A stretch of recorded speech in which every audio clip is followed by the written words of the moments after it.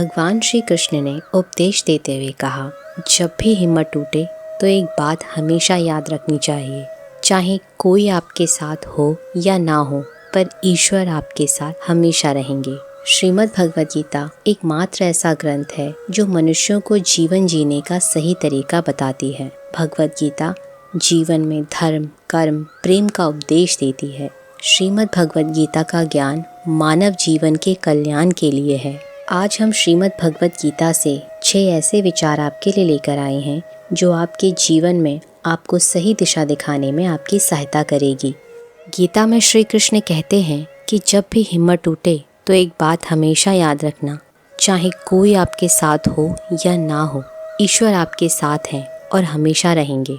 श्री कृष्ण कहते हैं, कितनी ही बड़ी समस्या क्यों ना हो, उसे 2 चीज़ों से हल किया जा सकता है। क्रोध के समय थोड़ा रुक जाएं और गलती के समय थोड़ा झुक जाएं, तो दुनिया की सारी समस्याएं हल हो जाएंगी।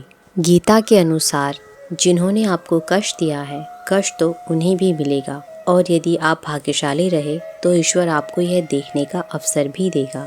गीता में लिखा है, जब इंसान की ज़रूरत बदल जाती है तब इंसान के बात करने का तरीका भी बदल जाता है।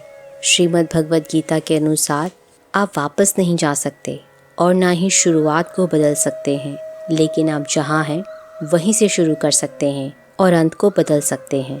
परमात्मा कभी किसी का भाग्य नहीं लिखते। जीवन के हर कदम पर हमारी सोच, हमारा व्यवहार और हमारे कर्म ही हमारे भाग्य को लिखते हैं।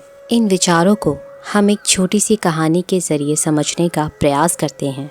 सर्दियों का समय था, शाम हो गई थी, आसमान में बादल छाए थे। एक नीम के पेड़ पे बहुत से कौवे बैठे थे। वे सभी बार बार काँव काँव कर रहे थे, एक दूसरे से झगड़ भी रहे थे।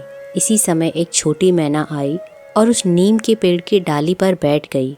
मैना को देखते ही कई कौवे उस पर टूट पड़े। बेचारी मैना ने उन्हें समझाते हुए कहा, घने बादल बहुत हैं, इसीलिए आज अंधेरा भी बहुत जल्दी हो गया है। मैं अपना घोंसला भूल गई हूँ, मुझे आज रात यहीं बैठे रहने दो। कौवे ने कहा, नहीं, यह पेड़ हमारा है, तू यहाँ से भाग जा। मैना बोली, पेड़ तो सब भगवान के हैं। इस सर्दी में यदि वर्षा हुई और ओले पड़े तो भगवान ही हम लोगों के प्राण बचा सकते हैं। मैं बहुत छोटी हूँ, तुम्हारी बहन जैसी हूँ, मुझ पर तुम लोग दया करो और मुझे भी यहाँ बैठने दो। कौवे ने कहा, हमें तेरी जैसी बहन नहीं चाहिए। तू बहुत भगवान का नाम लेती है, तो भगवान के भरोसे यहाँ से चली जा। तू नहीं जाएगी तो हम सब तुझे मारेंगे। कौवे तो झगड़ालू होते ही हैं, उनमें बार बार लड़ाई होती है।